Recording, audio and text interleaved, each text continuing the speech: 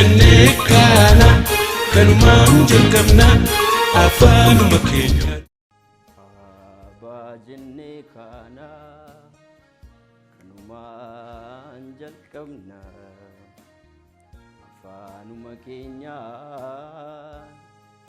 katabnee dubbifna.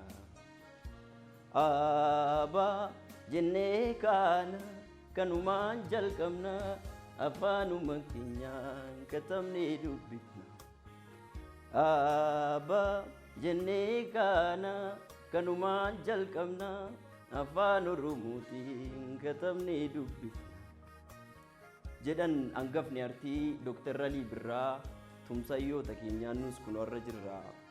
Haahuudhaan saamsanii fidalaan jaamsanii afaan keenyaan dubbii utuu nu morkanii aabaa caadaa jechuu utuu nu dhorkanii aarsa abboota keenyaan utubamnee dhufnee daandii wallaalummaa aabaa caadaan cufnee abbaa caadaa jennee ittiin katabannee hulaa qaroominaa qubeedhaan qabanne.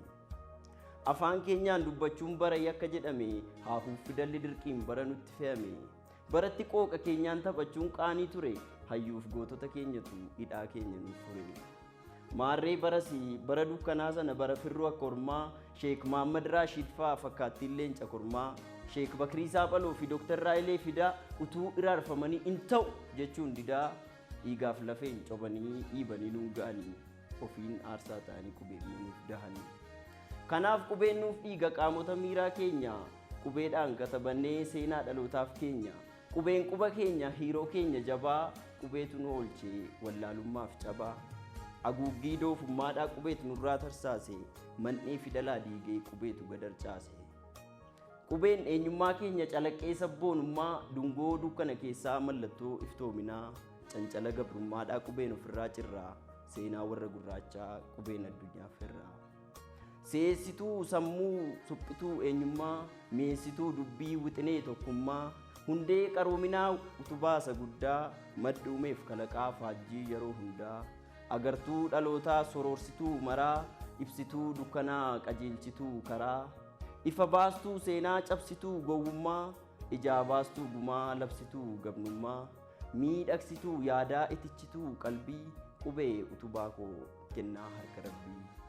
Gootonni kaleessa siin ifatti baasuuf lafeedhaa cabanii hayyuuf jaallan danus of biraa dabanii humna abbootii hirreen dhiiga ofii cobsanii dararama hamtuu ciniinnachaa obsanii doofaa jedhamanii doofaan fookkamanii boolla qilee keessatti hidhaan dhokfamanii shira alagaaf firaa obsaan dandamatanii siin ifatti baafachuuf hadhaa dandamatanii hanga wareegamaatti lubbuu qabsiisanii guca dukkana keessaa siin nu dhaqqabsiisan.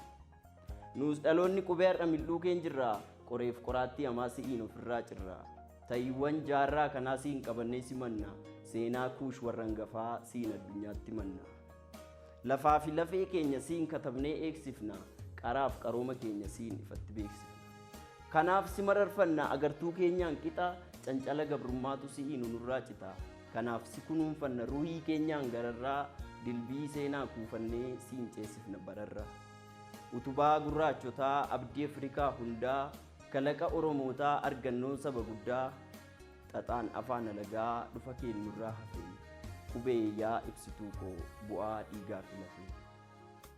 Ammoo dudduubeen seenaa keenyaa qubeen akka gaaramuuf fuuldurri jiruu keenyaa cimee akka haaromuuf akka fakkaataa keenya addunyaa ilaalchisuuf mudaa fi madaa keenya gamtaan of yaalchisuuf tokko hadhaa fudhaanu keessaa gamtaan aafalannu. Lama gandaan wal qooduu dhiisnee gamtaan waa aafalannu. Sadii oromummaan masaknee tokkummaa acimsinu.